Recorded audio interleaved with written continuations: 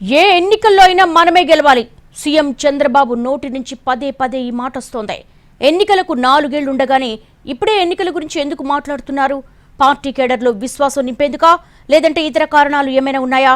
ఇది ఏపీ రాజకీయాల్లో hot topic గా మారింది. ఏపీ సీఎం చంద్రబాబు నాయుడు ఎక్కడికి వెళ్లినా ఒకటే డైలాగ్ వినిపిస్తున్నారు.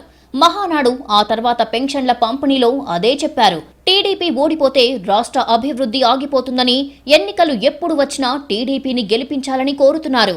టీడీపీని గెలిపించకపోతే వైకుంఠపాళిలో పైనుంచి కింద పడినట్లు అభివృద్ధి ఆగిపోతుందని అన్నారు. సాధారణంగా కార్యకర్తల్లో నైతిక స్థైర్యం నింపాలంటే ఎన్నికల్లో గెలవాలని చెప్తూ ఉంటారు. ఎన్నికలు జరిగిన 3 నెలల నుంచి చంద్రబాబు వచ్చే ఎన్నికల్లో గెలిచి తీరాలని పదే పదే చెప్పుకొస్తున్నారు.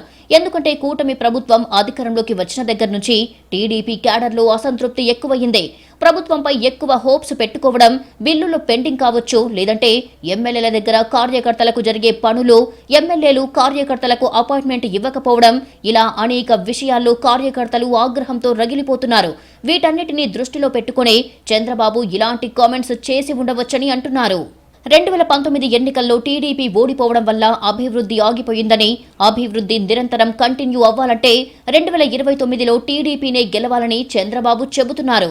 చంద్రబాబు వ్యాఖ్యలు చూస్తుంటే ఒక వ్యూహంతోనే ఇలా మాట్లాడుతున్నారా, లేదంటే అభద్రతతోనే ఈ వ్యాఖ్యలు చేస్తున్నారా అన్నది చర్చనీయాంశంగా మారింది. ఒక వ్యూహంతో అయితే ఎన్నికలు జరిగిన 2-3 ఏళ్ల తర్వాత ఎన్నికల గురించి మాట్లాడవచ్చు. ప్రస్తుతం సూపర్ 6, ఇతర పథకాల అమలులో కొంత ఇబ్బంది ఉంది.